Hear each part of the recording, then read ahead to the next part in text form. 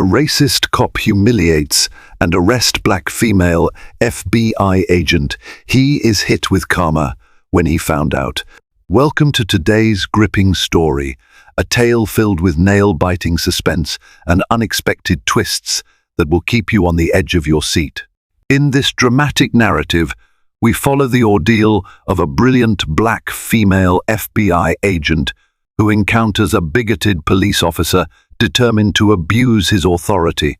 As tensions rise, dark secrets unravel, and shocking revelations emerge, you will witness a journey rife with danger, courage, and karmic retribution. Prepare yourself for a roller coaster of emotions, shocking betrayals, and a reckoning that no one sees coming. So, sit back, relax, and let this riveting story transport you into a world of shocking prejudice, unwavering resilience, and ultimate justice. Before we dive in, if you're new here, don't forget to subscribe and hit that notification bell so you never miss an update. If you're excited about this story, let us know. If you enjoyed the video, press 1. If not, press O. Your feedback really inspires me to gather more uplifting and meaningful stories. Officer Kurt K.J. Harrington began his shift with the same cocky grin he had displayed for years on the force. Stationed in one of Chicago's rougher neighborhoods, he prided himself on his so-called tough guy approach to law enforcement. He considered it necessary to weed out trouble before it escalated. Underneath this thin veneer of public safety, however, lurked a seething resentment for those he perceived as threats to his power. It was no secret among his colleagues that KJ had a strong bias, although most of them either turned a blind eye or, worse, shrugged it off as a quirk of his personality. Yet no one could deny his arrest record was impressive. Countless petty offenders, gang members, and even the occasional mid-level criminal overlord had all found themselves behind bars because of him. Nevertheless, KJ had been known to take things too far with certain suspects, often those from marginalized backgrounds. Whispers circulated within the precinct about him, overstepping boundaries and humiliating people in the street.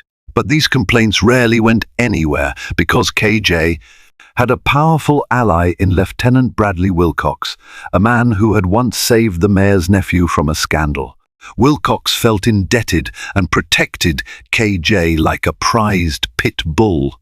On this particular afternoon, KJ drove his standard-issue Ford Explorer through West Inglewood, scanning the sidewalks for anyone who looked off.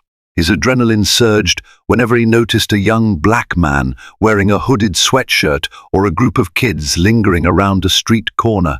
Little did he know, in only a few hours, he would cross paths with a woman who would shake his entire worldview. The city around him carried on, unaware of the fateful confrontation brewing in the shadows. Meanwhile, FBI Special Agent Alexis Brown navigated the crowded halls of the Chicago FBI field office on Roosevelt Road. Dressed in a sharp navy pantsuit, she'd just wrapped up a briefing on a case involving narcotics trafficking that infiltrated multiple neighborhoods. Though her colleagues considered her one of the top agents in the bureau, many also knew that she had to work twice as hard to prove herself. The fact that she was young, black, and female often placed her under the microscope. Yet, Alexis never allowed obstacles to stand in her way. She was relentless, meticulously building cases and earning grudging respect across multiple agencies. Today, Alexis's mind was heavily focused on the operation that lay ahead. She was in charge of finalizing a takedown of a notorious ring suspected of smuggling weapons across state lines. The tension in the bureau was high, everyone on edge about the potential for violence. Her supervisor, Assistant Special Agent in charge Veronica Daniels, had advised her to take the rest of the day off to decompress before the big operation. But Alexis couldn't rest. She wanted to visit an old contact in West Inglewood to confirm an intelligence lead. As she stepped out of the office, she checked her smartphone. A text from her mother reminded her about an upcoming family gathering.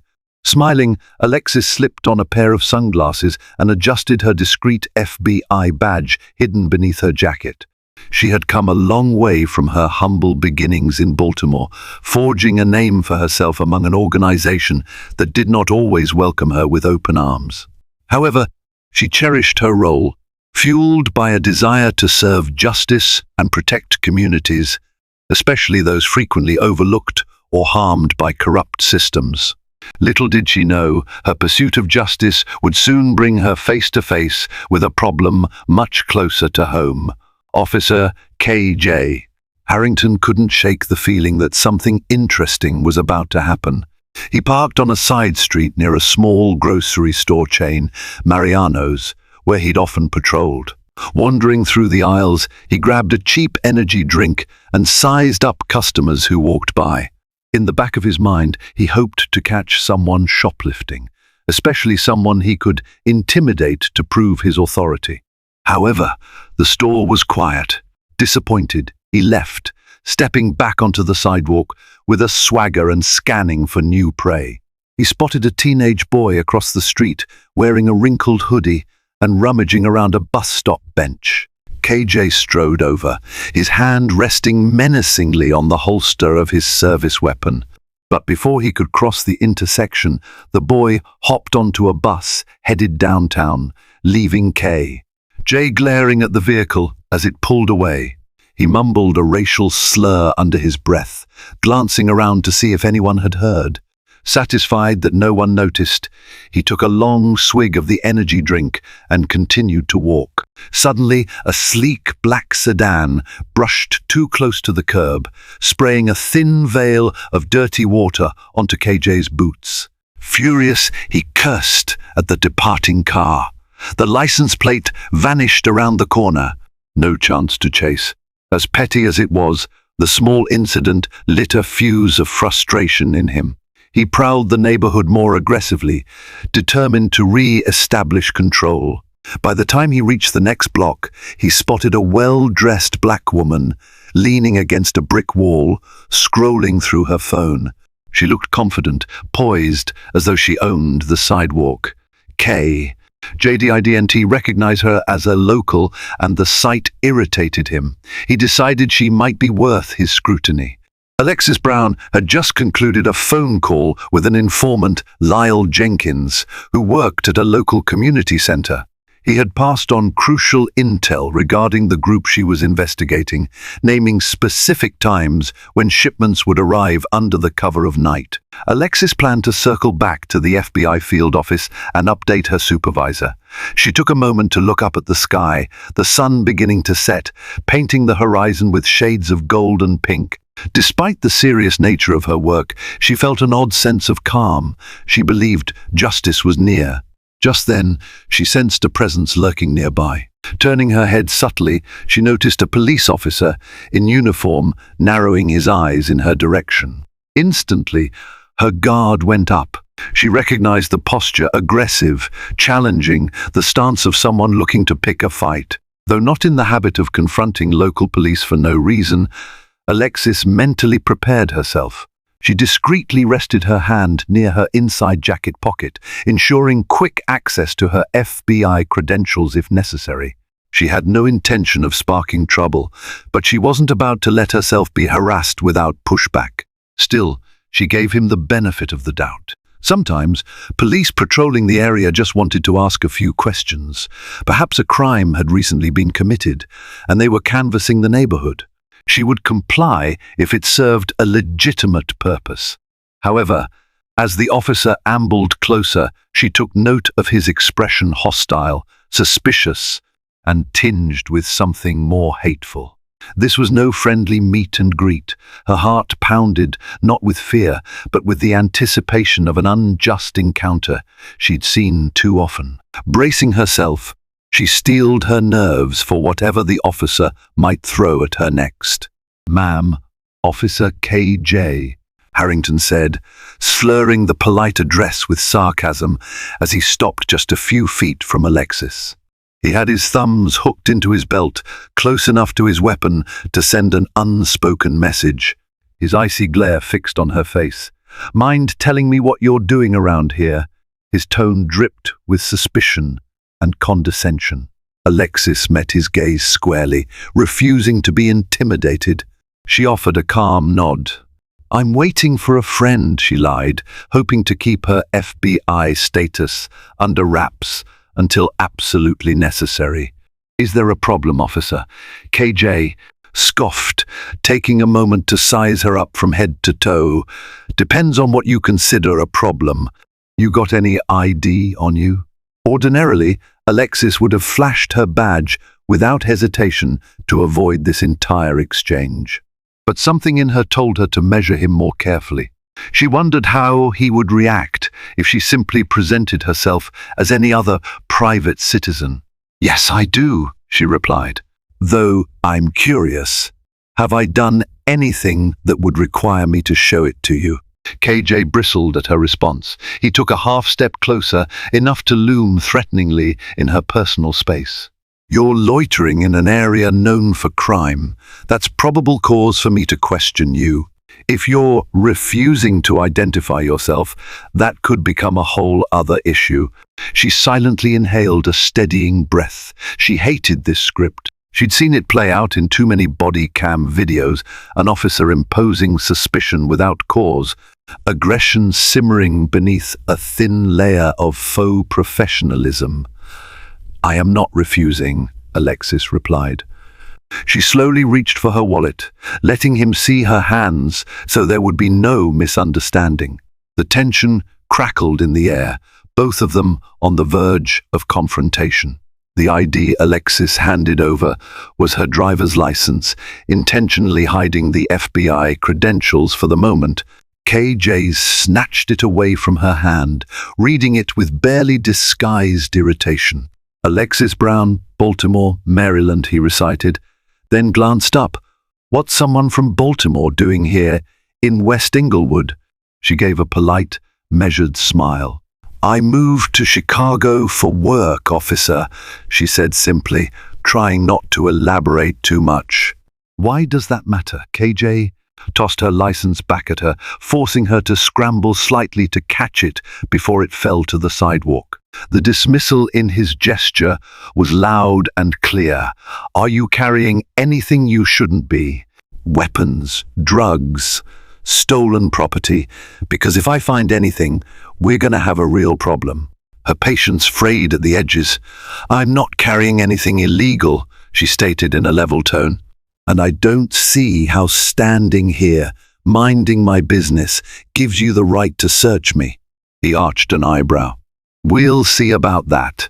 Turn around, hands on the wall." KJ barked the order, voice sharp. A few bystanders paused at the corner, sensing the confrontation. Embarrassment and anger surged through Alexis. This was precisely the kind of harassment she was dedicated to stopping. Instinct told her to reveal her FBI badge, but a stubborn part of her wanted to see if this officer would truly drag this to its ugliest potential. Perhaps it was an ill-advised test, but something in her needed to confirm her suspicion that he was more interested in humiliating her than in upholding any legitimate policing standard. She made a decision, albeit grudgingly, to comply. The humiliation burned.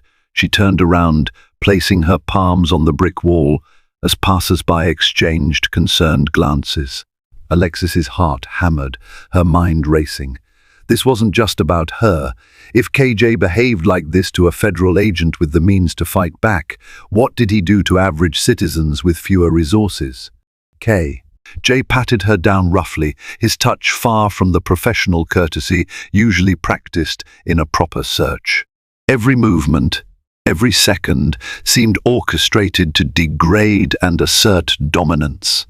He smirked whenever she tensed. "Cooperate, and this'll be over soon," he muttered, the faint scent of his cheap aftershave mixing with the stale odor of the city's grime.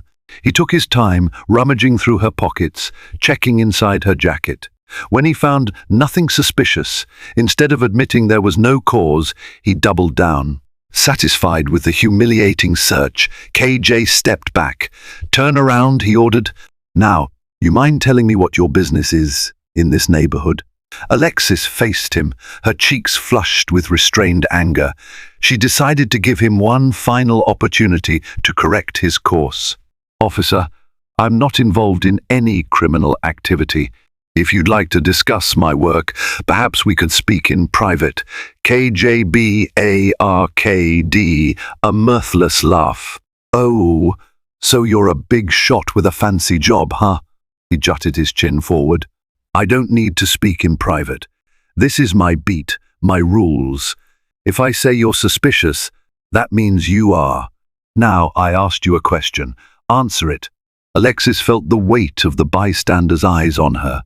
Part of her wanted to de-escalate, but another part of her recognized that this was precisely how bullies thrived, through intimidation and public spectacle.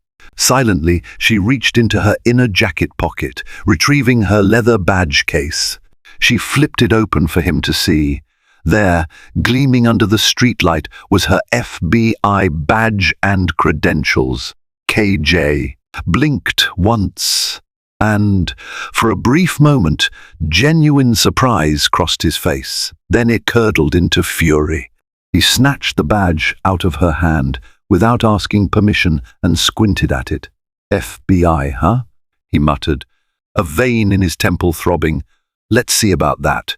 Refusing to relinquish her credentials, KJPULLED out his radio and called in her name, badge number, and any details he could.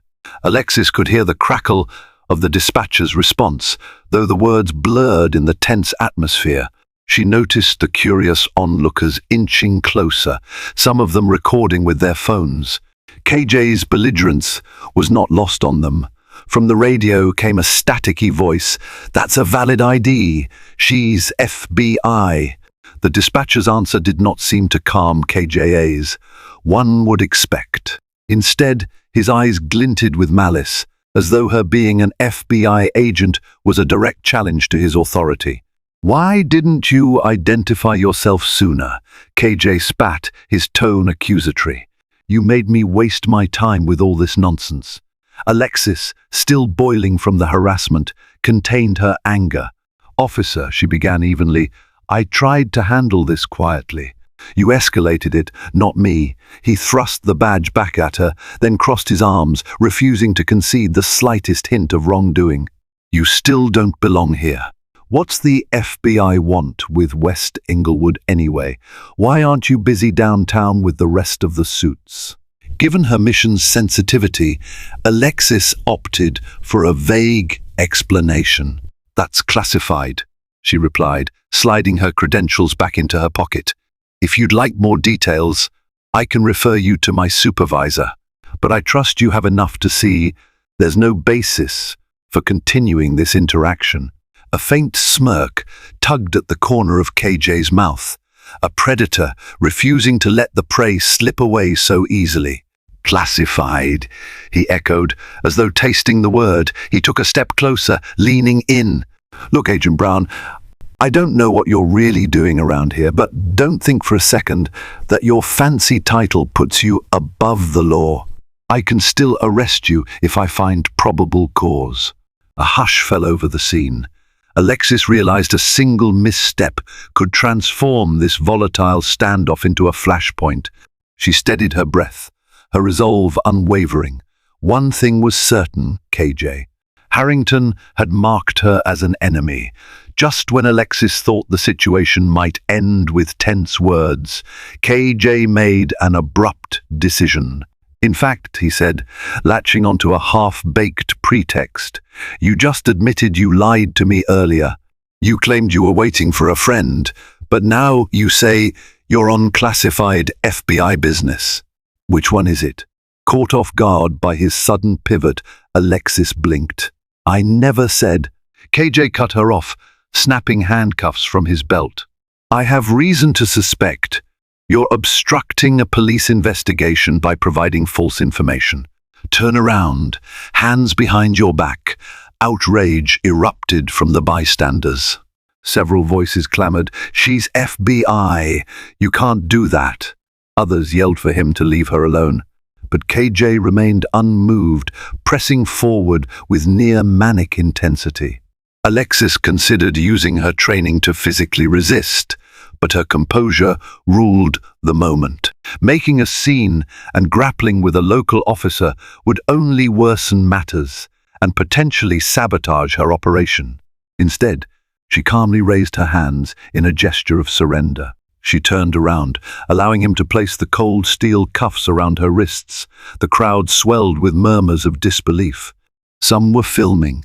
Others were calling out for the officer's badge number, K. Jay marched her toward his squad car, ignoring the pleas. Alexis's mind whirred. She knew that within minutes, this arrest would become a hot topic on social media, possibly even local news. But more importantly, it threatened to compromise her ongoing mission.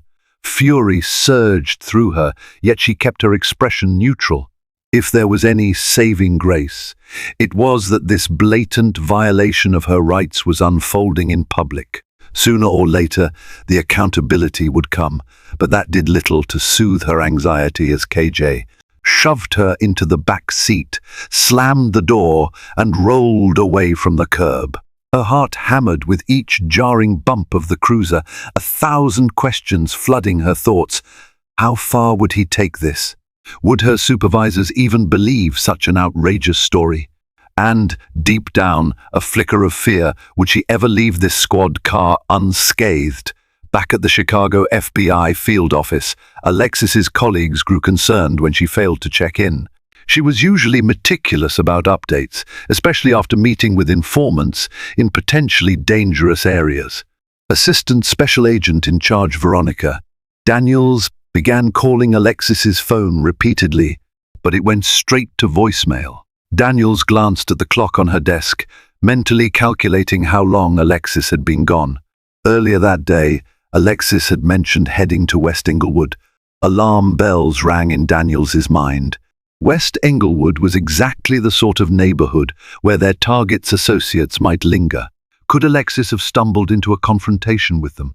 Or worse, had something gone wrong with the local police? Daniels immediately reached out to local law enforcement contacts. She rang the Chicago Police Department's district station that covered West Englewood.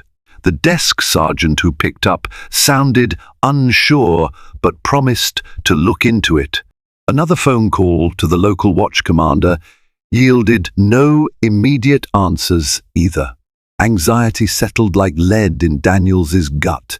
Alexis was a rising star within the bureau, and she was also a friend. Daniels had witnessed how hard Alexis worked to secure her place in a male-dominated, often racially tense environment. She would never simply vanish without a word. As the minutes ticked by, Daniels made the decision to escalate. She contacted the FBI's liaison officers, instructing them to launch an urgent inquiry. A creeping dread told her that something was horribly wrong. She couldn't shake the image of Alexis confronting hostility all by herself. Memories of old rumors about certain CPD officers who harbored open prejudices flickered through Daniels's mind. She prayed Alexis's credentials would keep her safe, but she knew all too well that sometimes a badge wasn't enough to protect you from someone bent on abuse of power. In the cramped back seat of KJ's squad car, Alexis stayed silent, watching as the streets blurred into a tangle of neon lights and shadows. Her wrists throbbed from the too tight cuffs. The crackling radio occasionally transmitted routine police chatter, but none of it concerned them directly. KJ had not even bothered reading her Miranda rights, another blatant violation. Instead, he seemed preoccupied, his jaw clenched and eyes fixed on the road with unsettling intensity. He didn't drive toward the usual precinct. Instead, he made abrupt turns, navigating side roads that Alexis wasn't fully familiar with. She could guess from the direction they traveled that this wasn't standard procedure. She tried to keep track of street signs, Ashland Avenue, Garfield Boulevard, but she couldn't see much. Eventually, KJPULLED into a deserted parking lot behind an abandoned warehouse. The area was dimly lit by a flickering street lamp. He parked the cruiser and shut off the engine. A chilling stillness hung in the air. Alexis's pulse quickened. This was not a booking procedure. Something far more sinister was taking shape. KJ twisted in his seat, his eyes meeting hers through the metal screen barrier. "All right, Miss FBI agent," he sneered, emphasizing the words. "Let's talk without an audience." Alexis's heart hammered in her chest, but she steeled herself. Her voice, when she spoke, was razor-edged. "If this is some attempt at intimidation, you're making a monumental mistake. I'm sure you know that." He said nothing, just exited the vehicle. A moment later, he opened the rear door and pulled her out, none too gently. The odor of rust, stagnant water, and trash filled her nostrils. The warehouse's looming structure cast warped shadows over the cracked asphalt. Alexis thought fast. She had training in close-quarter combat, but with her hands cuffed behind her back, her options were limited. One miscalculation might end disastrously. KJ ushered her toward the building's darkened side. "Let's see who's really got the power here," he hissed, pushing her roughly against a crumbling brick wall. And in that tense sliver of time, Alexis realized with startling clarity just how dangerous this man was. Before KJ could act on whatever was burning behind his glare, headlights sliced through the darkness. Another police cruiser rumbled into the lot, followed by two more cars, plain sedans, but with city tags. Alexis caught sight of the Chicago Police Department insignia on the second cruiser's door. Anxiety and relief danced in her chest. She wasn't sure if this new arrival would be friend or foe, but at least there were more witnesses now. KJ swore under his breath, letting go of Alexis. He turned to face the arriving vehicles, stepping away from her. The cruisers parked, and out stepped Lieutenant Bradley Wilcox, a burly man with thinning hair and a hawkish expression. Wilcox was flanked by a pair of younger officers who had their hands resting on their holsters, ready but not immediately aggressive. "What's going on here, Harrington?" Wilcox demanded. His tone carried the weight of authority, yet there was a hint of protectiveness, a father about to defend a favored child. KJ straightened, lifting his chin in defiance. "I caught her lying about her identity and interfering with my investigation. She's under arrest." Wilcox's gaze flicked to Alexis, who stood with her hands cuffed behind her back. Even in the dim light, her professional demeanor and resolute calm spoke volumes. "Is that true?" Wilcox asked. Alexis fixed her stare on Wilcox. "I'm Special Agent Alexis Brown with the FBI. Officer Harrington has illegally arrested and detained me. I showed him my credentials." The lieutenant's eyes narrowed, shifting to KJ again. "You verified them?" "Yes, sir," KJ admitted through clenched teeth, but she was acting suspicious. "I wanted to question her further without all those bystanders around." An uncomfortable silence fell as Wilcox weighed the situation. The younger officers glanced at each other uncertainly. Finally, the lieutenant sighed, stepping closer to Alexis. "Agent Brown, if you really are FBI, we can sort this out at the station. You'll be treated respectfully there." "Let's hope so," she replied coolly. Inwardly, she wondered if Wilcox would do the right thing or simply shield KJ from the consequences of his actions. For the moment, though, she had no choice but to comply. At the very least, this confrontation had been diverted away from the shadows of the abandoned warehouse. The night unfurled in an unsettling blur as Alexis found herself at a local precinct, forced to endure a humiliating booking procedure. Despite her repeated reminders of her FBI status, the desk officers, evidently under instruction from Lieutenant Wilcox, processed her like any other suspect. Her mugshot was taken, and her personal belongings were bagged and tagged. Throughout the ordeal, KJ lingered nearby with a smug satisfaction playing on his lips. Finally, after what felt like an eternity, Alexis was escorted to a dimly lit interrogation room. A single steel table and 2 chairs greeted her, reminding her of the countless times she'd been on the opposite side of such a setup. She took a seat, her posture ramrod straight, doing her best to maintain composure. Within moments, Wilcox and KJ entered. KJ stood against the wall, arms crossed, while Wilcox settled into the chair across from her. "Agent Brown," Wilcox began, trying for a conciliatory tone. "We've put in calls to confirm your status with the FBI. We're awaiting final confirmation from your supervisor. In the meantime, I want to understand your presence in West Inglewood. Why were you there?" Alexis met his gaze. "I was following up on a federal investigation involving narcotics and arms trafficking. The details are classified. But I had an informant who was providing me information relevant to our operation," KJ snorted. "Classified," he repeated mockingly. Wilcox lifted a placating hand. "We have reason to believe that your sudden appearance, combined with certain contradictory statements you made to Officer Harrington, caused confusion." A spark of indignation flared within Alexis. "The only confusion here, Lieutenant, is Officer Harrington's attempt to fabricate charges against me when I had already shown him my credentials. He took me to a deserted parking lot instead of bringing me straight to the station. That's hardly standard procedure." Wilcox looked momentarily uncomfortable. "We'll deal with that in an internal review, if necessary," he stated, carefully non-committal. "But for now, I need your cooperation to clear this matter up. The FBI has been contacted and, if everything checks out, you'll be released."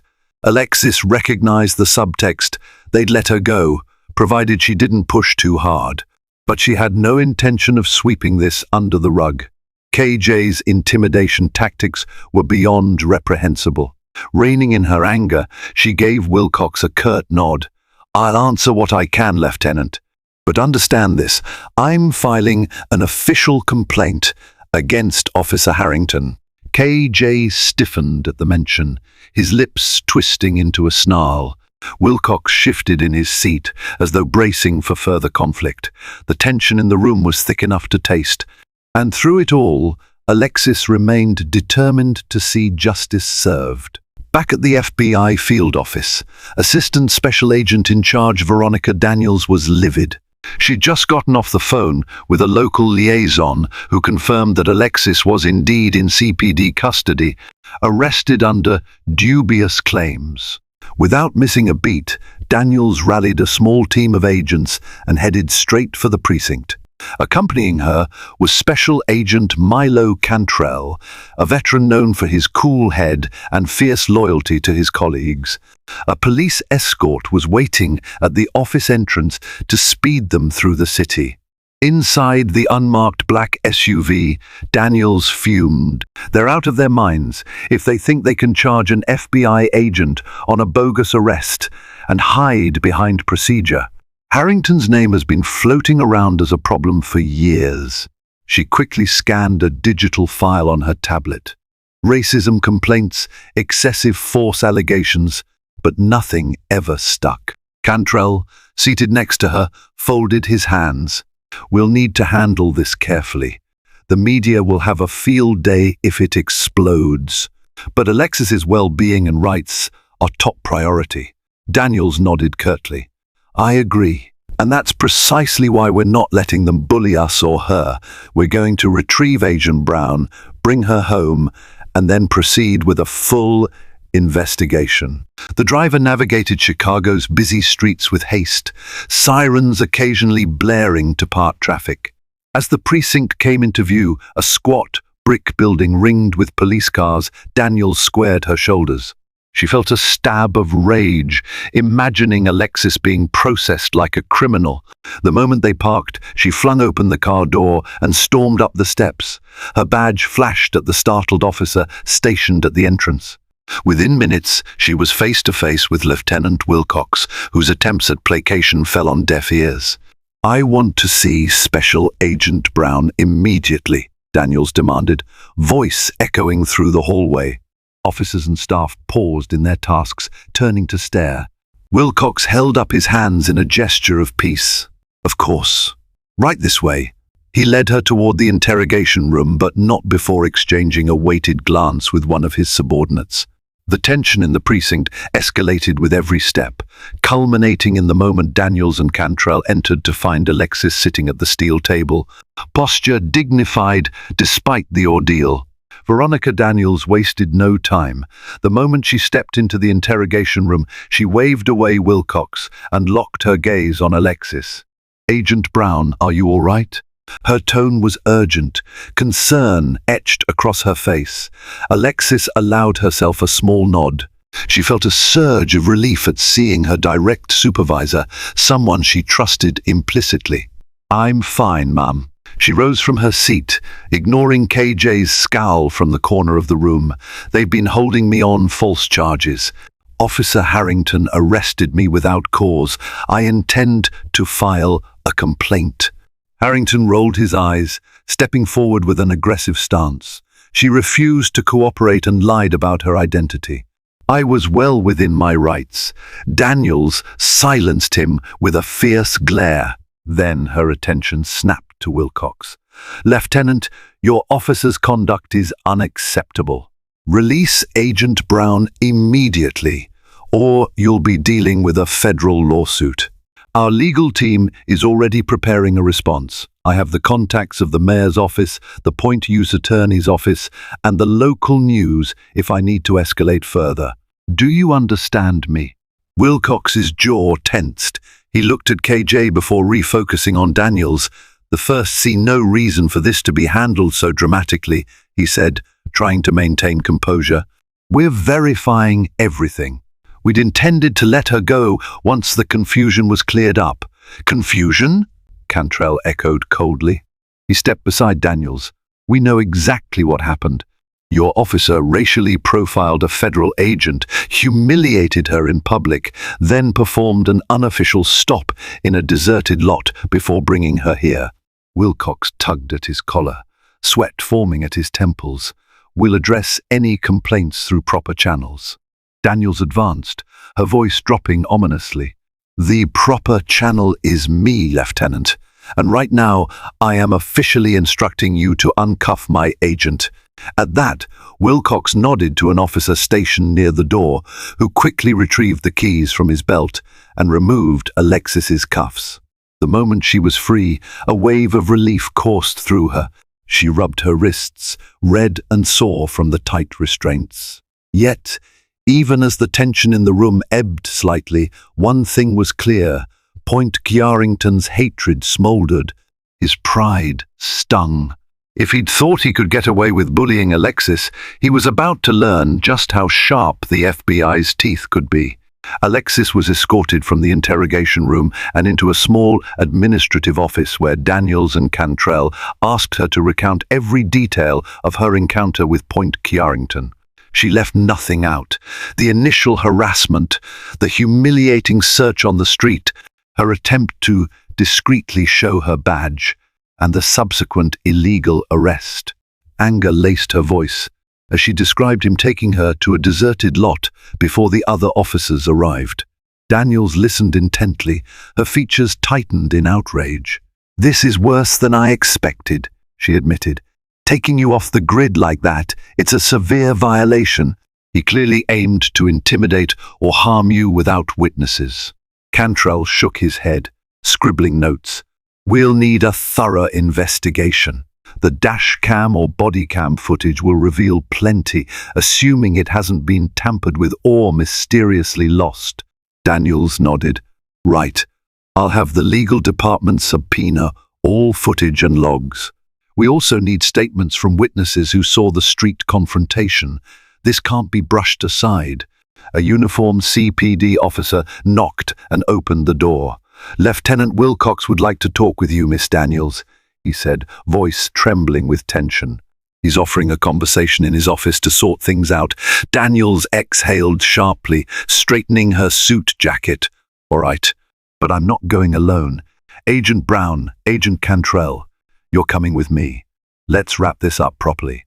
As they followed the officer through sterile hallways, Alexis's heart pounded with residual stress.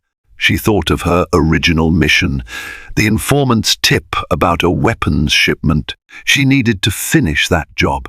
But first, she had to see this ordeal through, ensuring that Harrington faced consequences for his actions. She had seen too many headlines about officers like him walking away unscathed, sometimes emboldened to commit further offenses. If she, as an FBI agent, couldn't hold him accountable, how could any ordinary civilian stand a chance? For now, she steeled herself to meet Wilcox. Something told her he was more concerned about containing a scandal than dispensing real justice. But she was determined to be the immovable force in this equation. And if that meant going toe-to-toe with the CPD brass, so be it. Lieutenant Wilcox's office was cramped, but attempted to project authority with framed commendations and a photograph of him shaking hands with the mayor. He sat behind a battered wooden desk, perched on a squeaky leather chair. Point Chiarington stood to the side, arms crossed defensively. Daniels, Cantrell, and Alexis entered, claiming the sparse chairs and remaining space. Wilcox cleared his throat. "I propose a mutual resolution to this situation. Clearly, there's been a misunderstanding. Officer Harrington was performing his duty. Agent Brown felt she was harassed. Let's find a way forward without unnecessary escalation." KJ mumbled under his breath. "Misunderstanding. My." Daniels cut him off with an icy stare, then turned to Wilcox. "Lieutenant, let me be unequivocally clear. Our agent was racially profiled, publicly humiliated, and arrested without probable cause. She was taken to an off-the-books location. This is not a small matter, nor a mere misunderstanding." Wilcox clutched his desk. "I'm not denying mistakes were made, but do we really want this to blow up into an interagency conflict?" Cantrell folded his arms. "Your officer's actions have already caused an interagency conflict. The only question is how it will be resolved." For a tense moment, no one spoke. Alexis fixed her gaze on Harrington, whose composure was cracking. She could see rage flicker in his eyes like a cornered animal, but also a flicker of fear. He must have realized that picking a fight with an FBI agent could have far-reaching consequences, especially one with the Bureau's backing. Finally, Wilcox coughed, dabbing a bead of sweat from his forehead. "Officer Harrington will be placed on administrative leave pending an internal investigation," he said, each word forced. "We'll conduct a thorough review, gather statements, and if disciplinary action is warranted, we'll proceed accordingly." Daniels's expression did not soften. "We expect full transparency. The FBI Office of Professional Responsibility and the Department of Justice Civil Rights Division will be monitoring. We also intend to file a formal complaint to ensure this is not swept under the rug." Wilcox nodded grudgingly. "Understood." KJ glowered at Alexis, but for the moment he kept silent. The tension in the air crackled like a live wire. No one believed this was truly the end.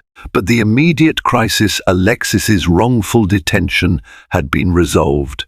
Official lines had been drawn, and whether KJ liked it or not, his career now dangled on a precarious edge. Free at last, Alexis stepped outside the precinct. The chilly night air hit her cheeks, and she inhaled deeply, trying to wash away the residual stress. The city lights glimmered across the sky, and sirens wailed in the distance. Daniels placed a comforting hand on Alexis's shoulder. "We'll have a formal meeting at the field office tomorrow to decide next steps," she said. "For now, I suggest you go home, get some rest." You've been through a lot. Alexis nodded gratefully, exhaustion creeping into her bones. Thank you, ma'am. I'll meet you tomorrow. Cantrell offered her a ride back to her apartment, but she politely declined. After everything that happened, she wanted a moment alone to decompress. She decided a short walk would help clear her head. As she ambled down the sidewalk, replaying the night's events, her phone buzzed. It was a text from her mother, just checking on you. Call me when you can. The simple message felt like a lifeline, tethering her to a sense of normalcy. She also noticed several missed calls and messages from her informant, Lyle Jenkins. Presumably worried about her, she typed a quick response assuring him she was okay and would reschedule their talk. While the ordeal with KJ had derailed her night, it hadn't destroyed her mission.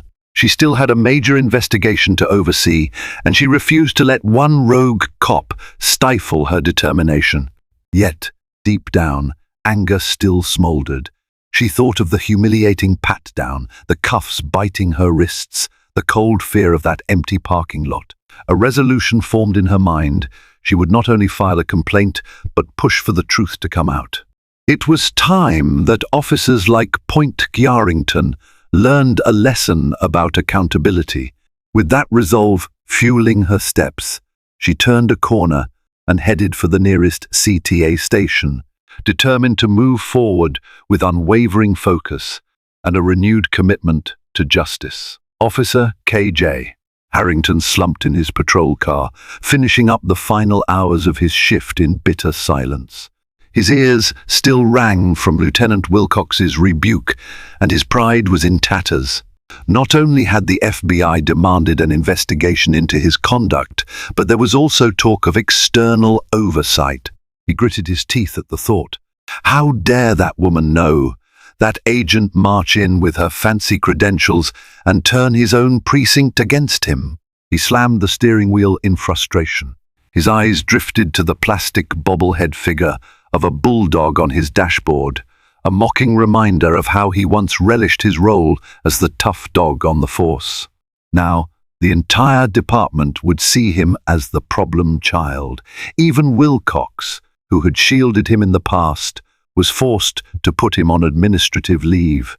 He might as well be on the fast track to losing his job. But what truly twisted the knife in KJ's gut was the notion that people would brand him a racist. Yes, he held strong biases. Yes, he believed certain groups were more prone to crime. But in his mind, he was simply doing what was necessary to maintain order. Now, everything was upside down, and he saw Agent Alexis Brown as the root of it all.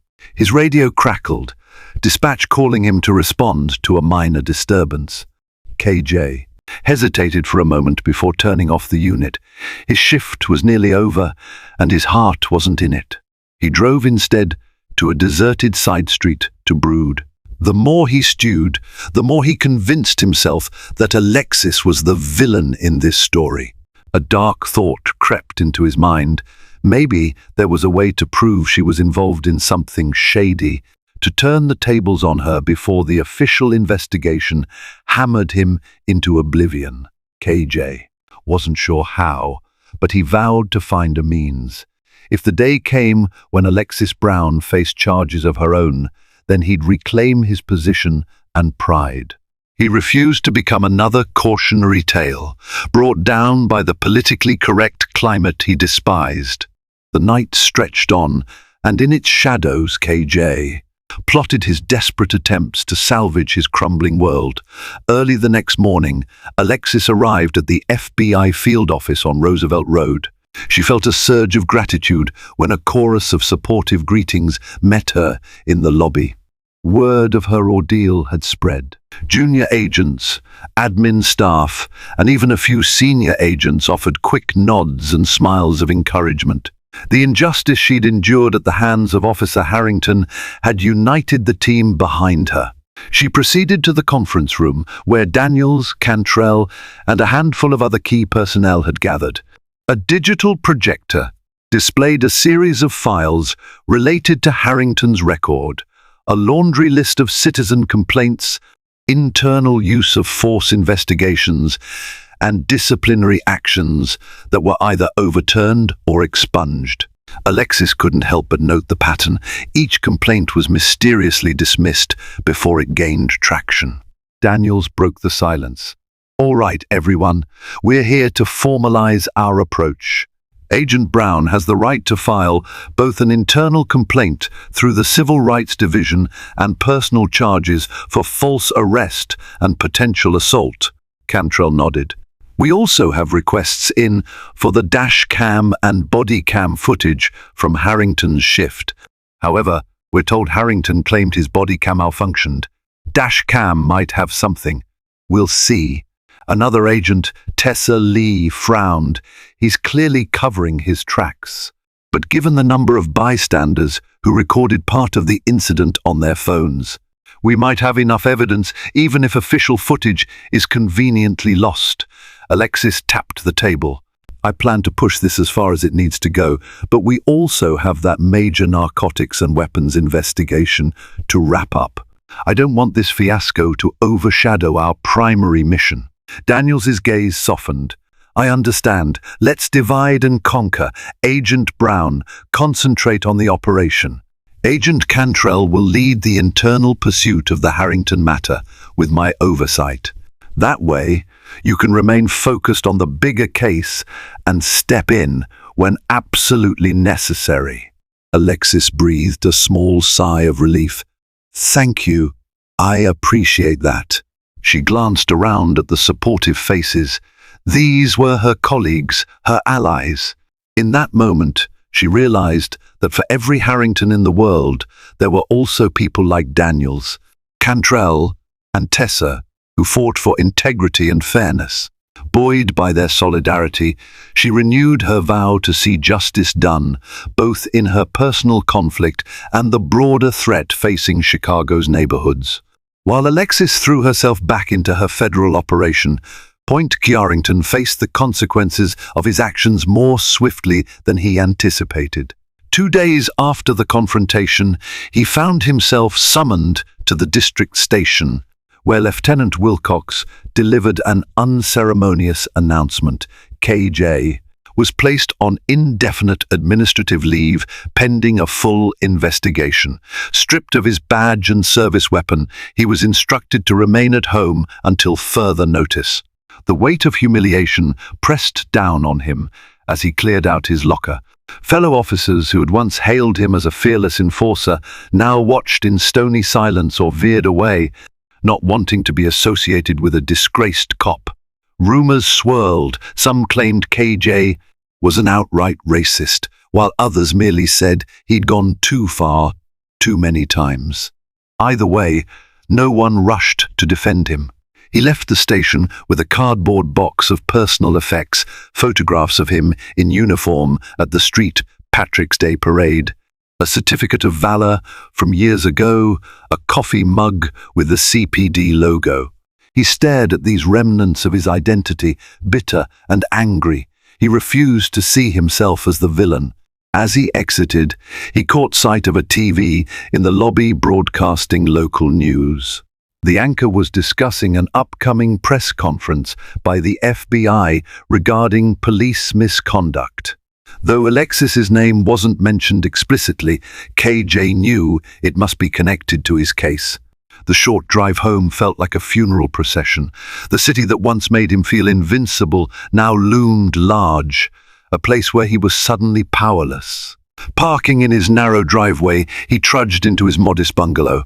He tossed the box onto the kitchen table, ignoring the bills and junk mail cluttered there. A swirl of conflicting emotions churned within him: rage at the FBI, fear of losing everything, an undercurrent of guilt he tried to bury. His phone buzzed incessantly with calls from unknown numbers, likely reporters seeking a comment or old acquaintances fishing for gossip. Eventually, he threw the device against the wall in frustration, cracking the screen. He sank into a kitchen chair, head in his hands, as the weight of his decisions and their inevitable repercussions closed in around him. A week later, the city was abuzz with anticipation. The FBI's takedown of the illegal arms and narcotics ring was in full motion. Alexis orchestrated the sting alongside her team, coordinating with local police units that were outside the circle of corruption. She felt a jolt of adrenaline as she stood in the command center, monitoring real-time updates. The operation spanned multiple locations across Chicago, from desolate warehouses on the south side to abandoned buildings near the industrial outskirts. Dressed in tactical gear, Alexis directed resources. Helicopter surveillance fed live video to the command center, while specialized SWAT teams prepared for entry. Her informant, Lyle Jenkins, had provided crucial leads to track the contraband shipments. Over months of investigation, they'd built an airtight case.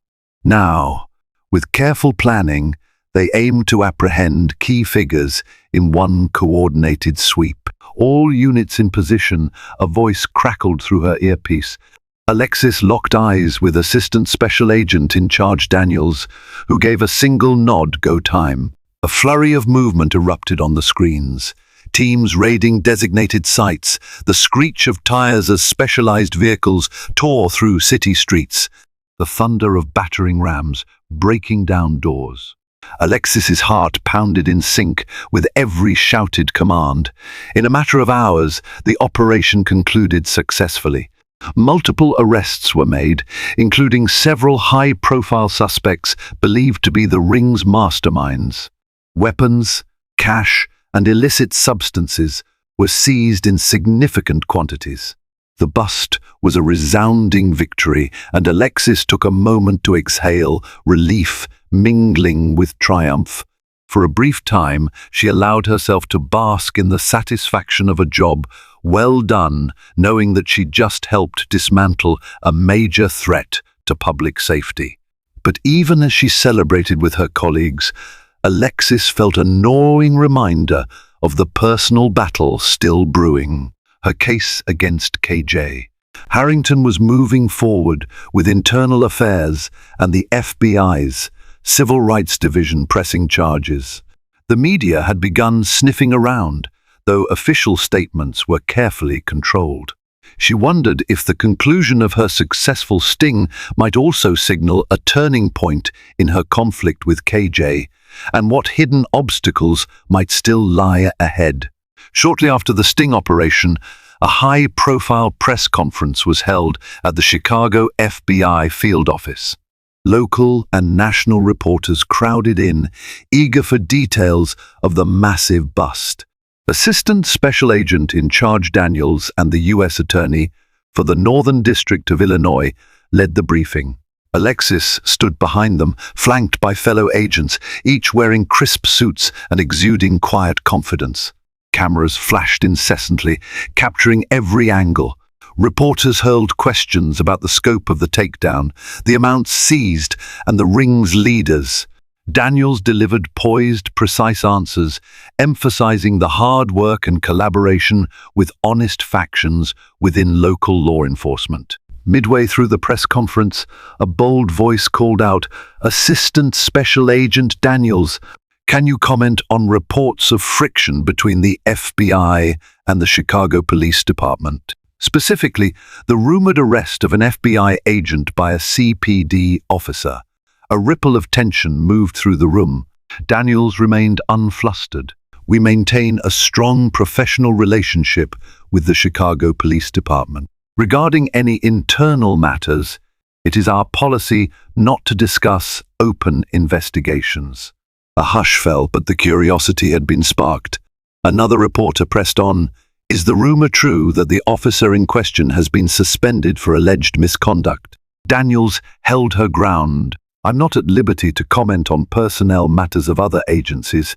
However, I can confirm that we take any allegations of misconduct seriously and cooperate fully with relevant investigations." She then redirected the conversation to the success of the bust, skillfully regaining control.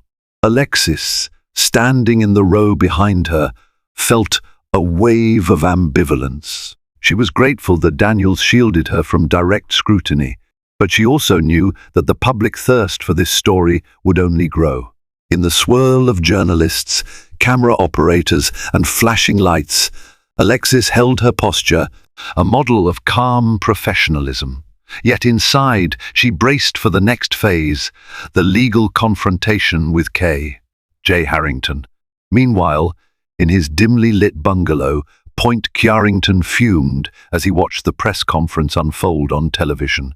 The flurry of questions about departmental friction made him grind his teeth in frustration. All the talk of the FBI's success only reminded him of how thoroughly he'd failed, how he'd become the cautionary example of a cop gone too far. Over the past week, he'd received official notice of the pending investigation against him.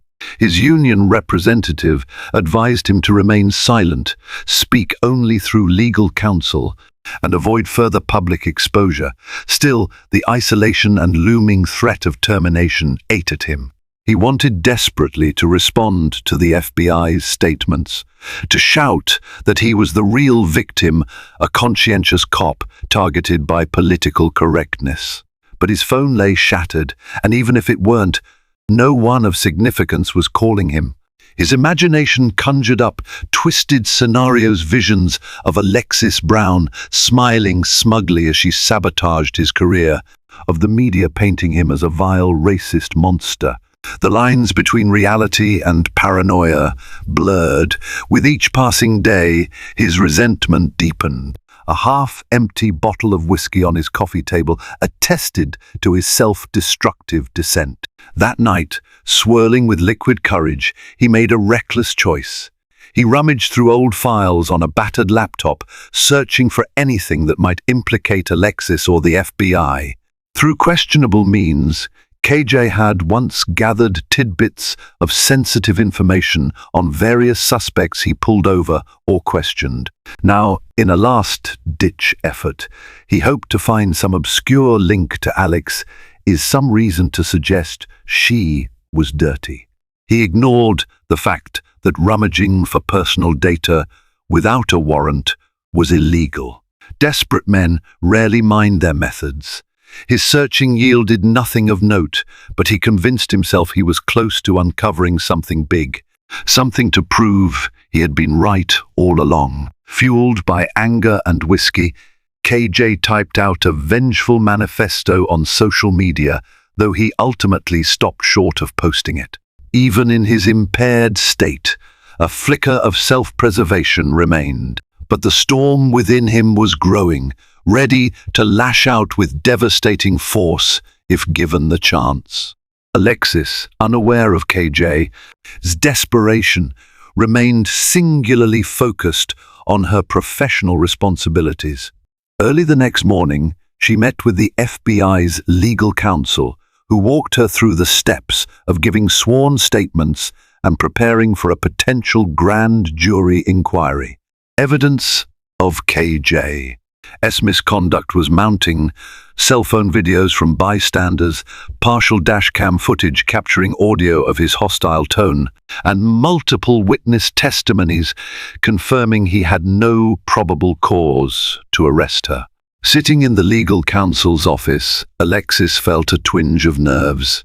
She'd been in law enforcement for years, interrogating criminals and testifying in court, but this case hit close to home. She was the victim, and that was a role she never expected to inhabit. The counsel, a sharp-eyed woman named Marcia Larson, reassured Alexis that they had a solid case should the Justice Department pursue charges.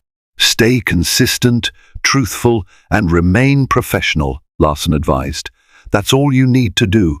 Officer Harrington's pattern of behavior speaks louder than anything else. Combined with the recordings and witness accounts, it's pretty damning. Alexis nodded, fiddling with the pen in her hand. "I won't let emotions get the better of me, but this is personal. He humiliated me not just as an agent, but as a black woman. I can't forget that."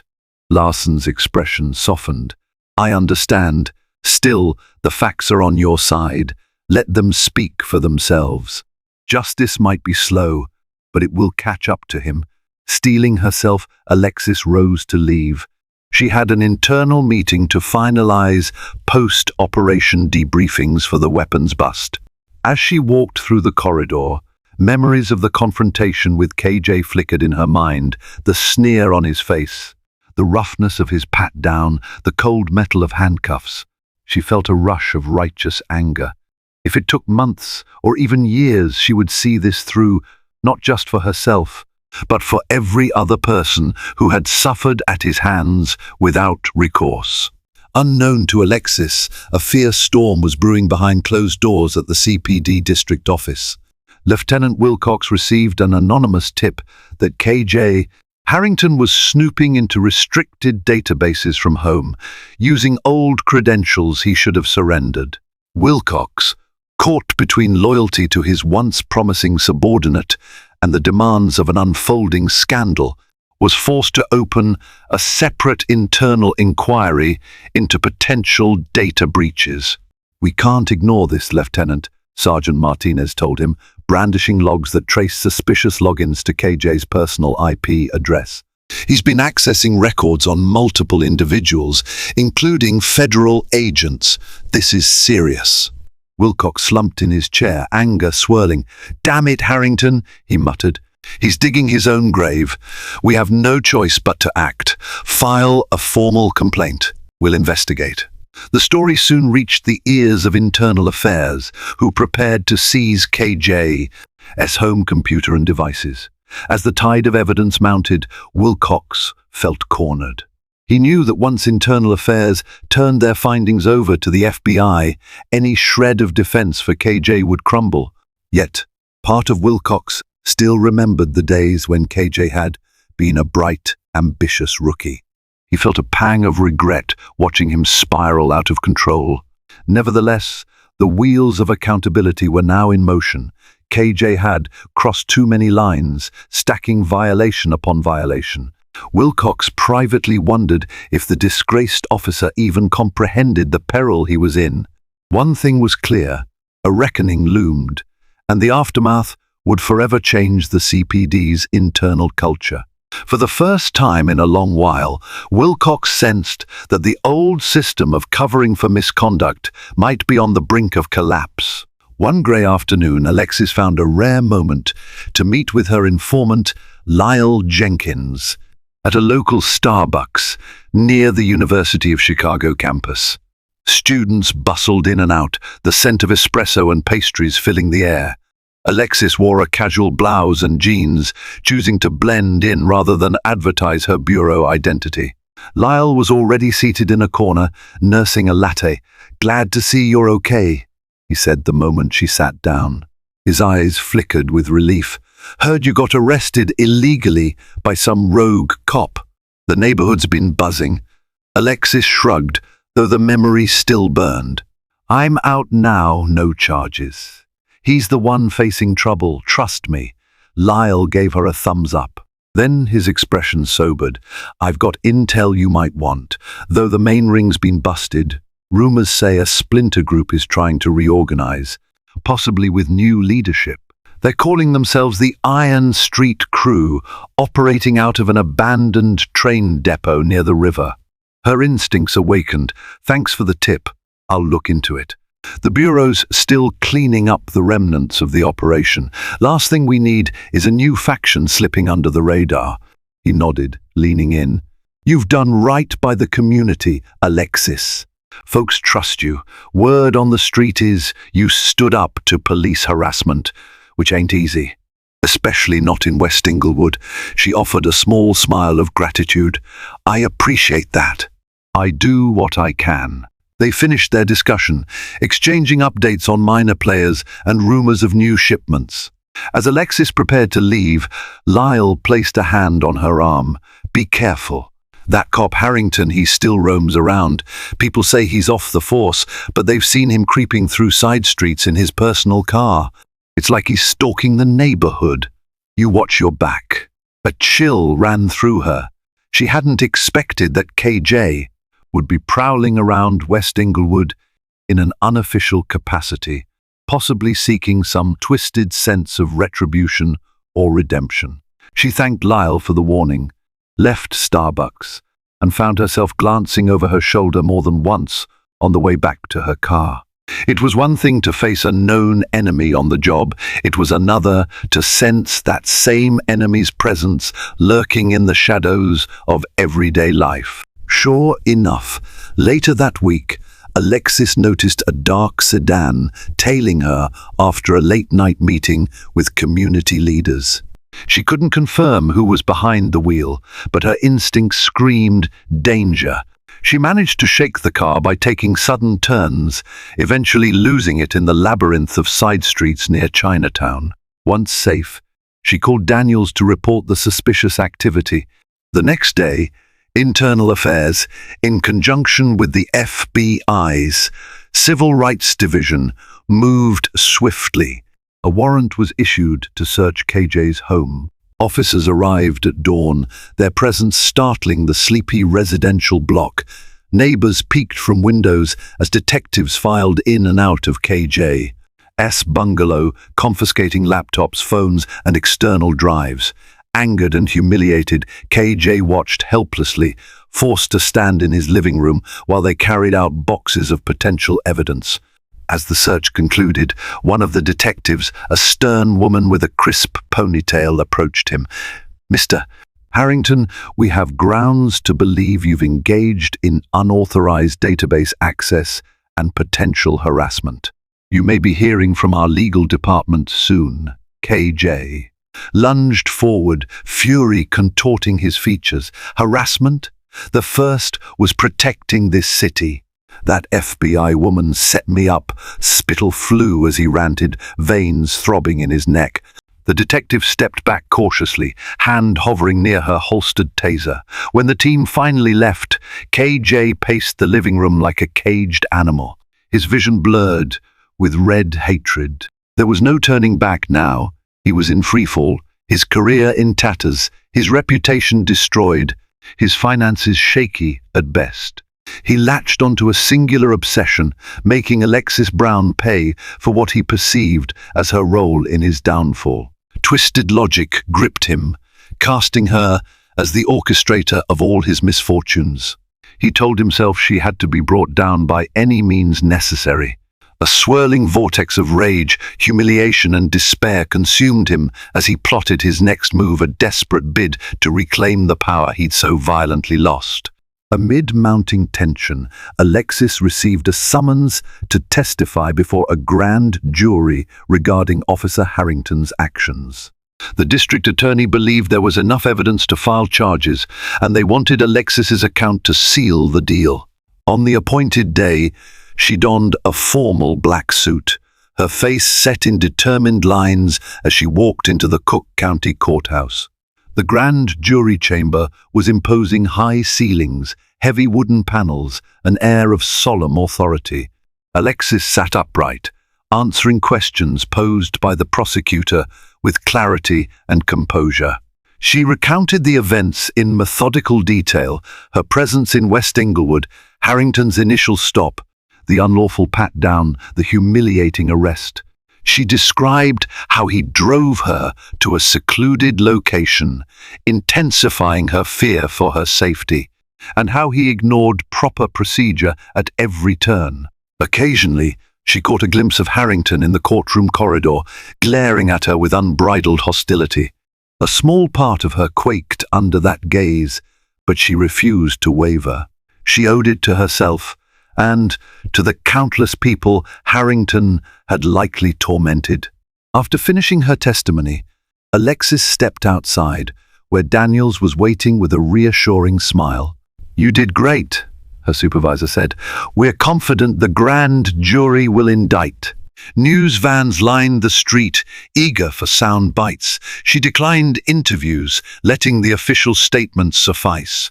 As she prepared to leave, a swirl of motion drew her eye. Harrington, storming out of the courthouse, face twisted in rage. For a heartbeat, it seemed like he might confront her there in the open, their eyes locked in a charged moment of mutual loathing. Then, with reporters closing in, he veered away, shoving through the crowd. Alexis's heart pounded. She sensed that if it weren't for the cameras and microphones, Harrington might have done something drastic. A sobering thought took root. The closer justice came, the more unpredictable Harrington's behavior would become. Her instincts proved right. Later that week, as Alexis returned from a community meeting, a menacing figure emerged from the shadows of a parking lot. It was KJ. Harrington, eyes bloodshot and posture swaying with a volatile mix of anger and desperation. In the faint glow of a distant streetlight, she could see his jaw set tight. "You ruined my life," he snarled, voice echoing against the concrete walls. "Everything I worked for gone." Alexis's hand instinctively hovered near her concealed carry. She took a step back, scanning the area for potential witnesses. The lot was eerily empty. "Officer Harrington, step back. I'm warning you." He laughed bitterly. "Not an officer anymore, thanks to you. But you're not untouchable. I know your type, always stirring trouble, riding your privilege. Well, guess what? I'm not afraid of you." Her blood ran cold. "Walk away, Harrington. This won't end well for you." He lurched forward, fists clenched, reeking of cheap liquor. Alexis braced herself. If he attacked, she'd have every right to defend herself. Yet, she knew that lethal force would have devastating ramifications for everyone involved. Time slowed to a crawl as his expression twisted, hate burning in his eyes. Suddenly, sirens wailed in the distance. Flashing blue lights illuminated the gloom. 2 squad cars screeched to a halt at the lot's entrance. CPD units, responding to a silent alarm triggered by security cameras that monitored the area. Officers spilled out, weapons drawn. Harrington spun, startled. He hesitated, torn between fight and flight. The officers shouted commands, demanding he stand down. Seconds stretched, tension crackling. Finally, Harrington let out a guttural cry, dropping to his knees. He buried his face in his hands as the officers rushed forward to restrain him. Alexis exhaled a trembling breath. Relief, anger, and sadness mingled in a dizzying wave. Point Kyarington had hit rock bottom.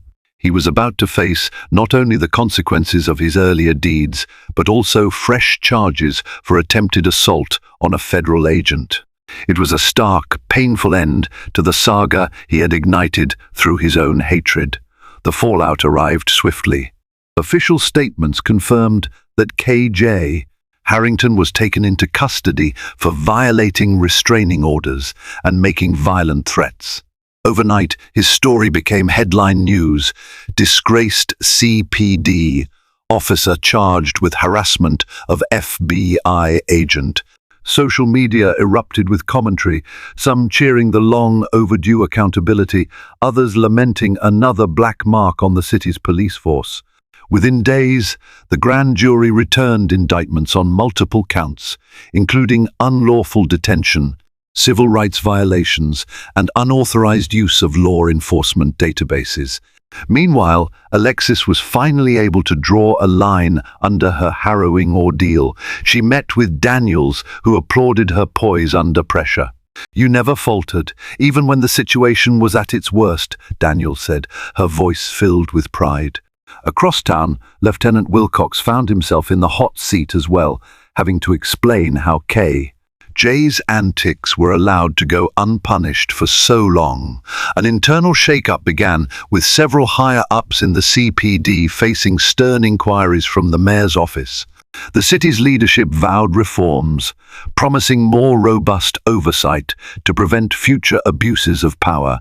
For Alexis, the conclusion felt both satisfying and bittersweet. She'd faced personal attacks, endured a humiliating arrest, and stared down real danger. Yet her steadfast pursuit of justice prevailed, ending Point Kyarington's reign of terror. She hoped this outcome would send a message. Corruption and prejudice would not go unchecked, even within the ranks of those sworn to protect the public. As days turned into weeks, her life gradually returned to normal. She resumed work on ongoing investigations, confident that her reputation within the Bureau remained strong. The karmic retribution that struck Point Chiarington served as a testament to her resilience and a stark reminder that no one, not even a man behind a badge, could stand above the law forever. Thank you for joining us on this intense journey of wrongdoing, courage, and ultimate justice. Officer Harrington, fueled by prejudice and ego, believed he could misuse his power without consequence, only to meet a reckoning he never saw coming. Special Agent Alexis Brown stood firm against bigotry and oppression, proving that no matter how daunting the challenges, truth will find its way to the light. If you found this story gripping and want to experience more tales of drama, suspense, and moral triumph, be sure to hit the like button, share your thoughts in the comments, and subscribe to our channel. Your support keeps the stories coming and helps ensure these vital messages reach even more viewers.